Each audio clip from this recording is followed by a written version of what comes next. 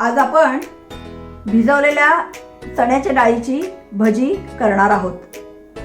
साधारण एक 100 ग्रॅम चण्याची डाळ आहे, ही 3 तास भिजवलेली आहे, ती एवढी झालेली आहे। ही कोथिंबीर, बारीक चिरलेला कांदा, हिरवी मिरची, मीठ, हिंग पावडर, जिरं आणि खायचा सोडा, गोड तेल या वस्तू आपल्याला लागणार आहेत। आपण याचं आधी मिक्सरमधून मिश्रण करून घेऊ। त्यासाठी चण्याच्या डाळीमध्ये 1-2 मिरच्या, ही कोथिंबीर,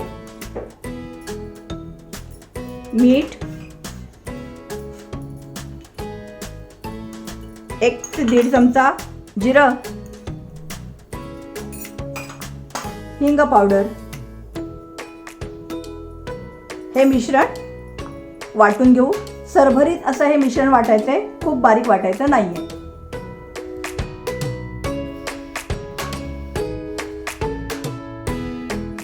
थोडंसं पाणी घातलंय।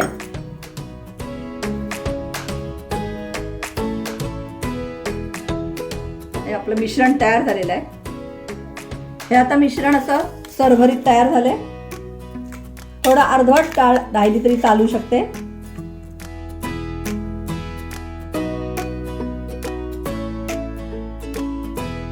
आपण आता तेल गरम करून घेऊया।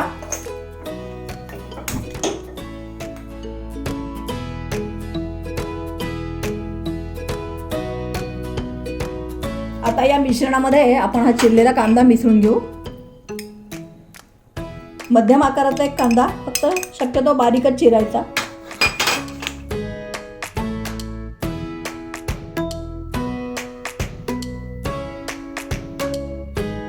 आता आपण या मिश्रणामध्ये 1 पाव चमचा सोडा घालूया। आपण याच्यामध्ये गरम तेल सुद्धा घालू शकतो, त्याने सुद्धा खुसखुशीत होतात। जास्त तेलकट नको असतील तर फक्त सोडा घालायचा। आपलं हे मिश्रण तयार झालेलं आहे आणि आता आपण याचे वडेकम भजी तेलात टाकूया।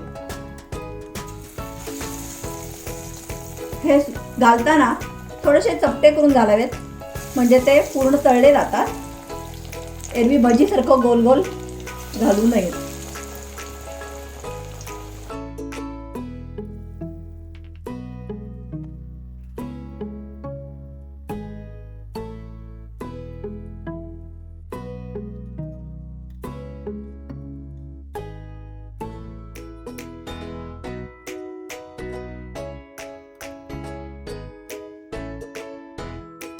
ही आता आपली भजी तळून तयार झालेली आहे। आपण ती काढून घेऊ।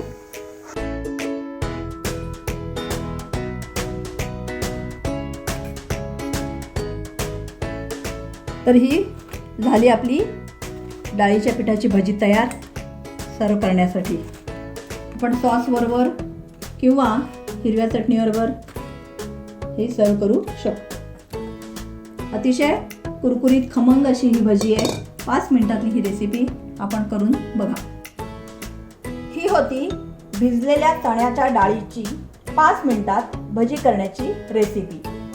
कशी वाटली कमेंट करा, लाईक करा, शेअर करा आणि सबस्क्राईब पण करा।